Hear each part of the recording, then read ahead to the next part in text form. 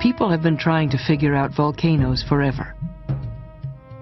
They've been home to gods of fire and death, Lucifer's own reception area. Burning mountains and the human imagination are a powerful pair. The Earth is an organism that is born, lives, and dies. Its convulsions, earthquakes, and volcanoes are bouts of fever accompanied by gasping and spasms. Athanasius Kircher thought about how volcanoes might actually work back in the 17th century. He was wrong about the geology, but his illustrations did show a round planet with a flaming core that stoked a fuming volcano. Well, it was a start.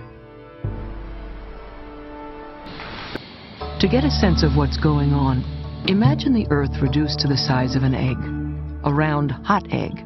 In the center is the yellow, core of the planet, a mass of hot liquid iron and nickel. The white of the egg corresponds to a layer of hot rock called the mantle, and the egg shell is the crust of the planet. But why and where volcanoes erupt was a mystery.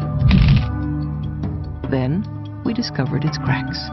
It wasn't until the 1960s that geologists pieced the picture together. When they did, it explained volcanoes and hot springs and earthquakes and why the continents look like they once fit together. They called their theory plate tectonics.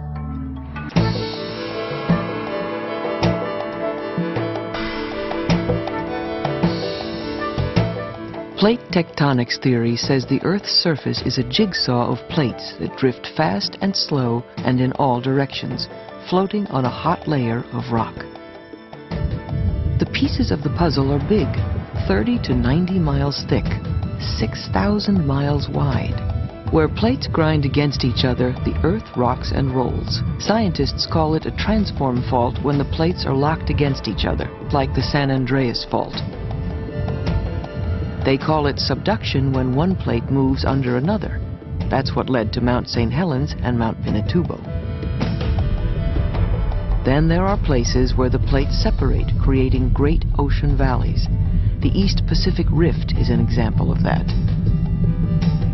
Plate tectonics was to geoscience what Einstein's theory of relativity was to physics, just more down to earth.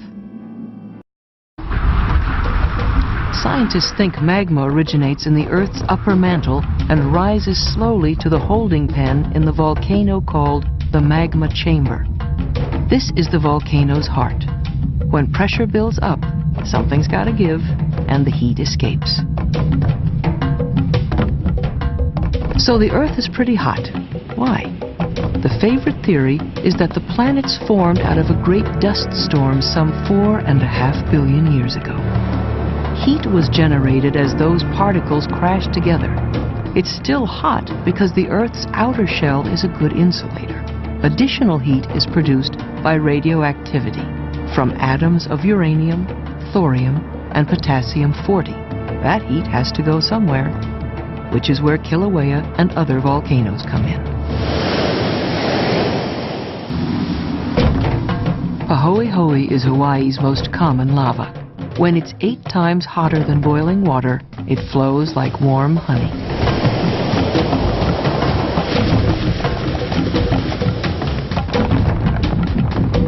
These graceful flows can also destroy. Sandy Smith has had 2 of her homes taken by Kilauea. And then in 1989, well, actually 1983, from then I watched it come down the hillside. I had a good 4 years before it came down, and I finally had to move. And I only moved because when I looked out of my bedroom window, I could see the lava flow coming 200 feet away. You know, and I said, well, I guess it's time to go. In 1983, Kilauea sent a lava flow down its southeast slope that eventually burned Smith's home and the entire Hawaiian village of Kalapana to the ground.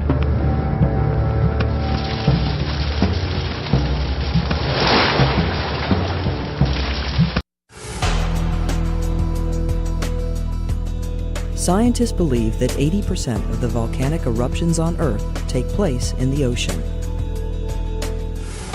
Most of these volcanoes are thousands of feet deep and difficult to find.